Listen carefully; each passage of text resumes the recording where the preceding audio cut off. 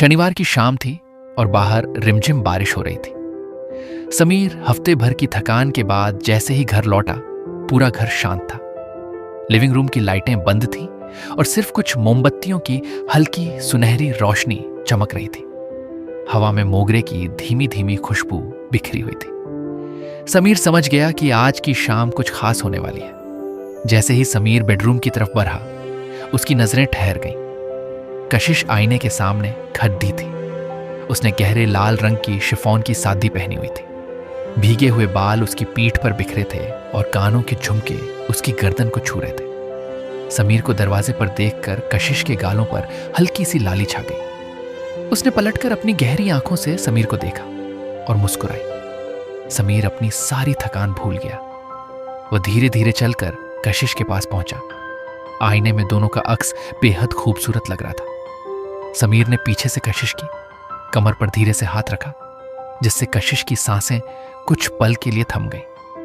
समीर ने उसके कानों के पास जाकर हौले से फुसफुसाया, आज तुम कयामत लग रही हो। कशिश ने मुद्दकर समीर के गले में अपनी बाहें डाल दी।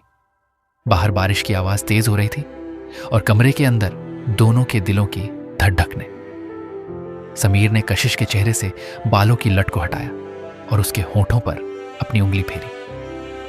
दोनों के बीच की दूरी अब पूरी तरह मिट चुकी थी। समीर ने कशिश को अपनी बाहों में समेट लिया और उसे धीरे से गोद में उठा लिया। कमरे की मोमबत्तियां धीरे धीरे पिघल रही थीं, लेकिन उनके बीच की मोहब्बत और कशिश की आंच बढ़ती जा रही थी।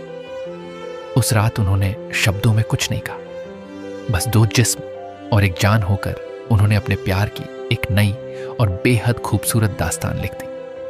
अगर इस अधूरी रात और मुकम्मल मोहब्बत की कहानी ने आपके दिल को भी छुआ हो तो वीडियो को लाइक जरूर करें। कमेंट बॉक्स में अपनी राय छोड़ें कि आपको यह कहानी कैसी लगी, और ऐसी ही और भी दिलकश रोमांटिक कहानियों के लिए चैनल को सब्सक्राइब करना न भूलें। मिलते हैं अगली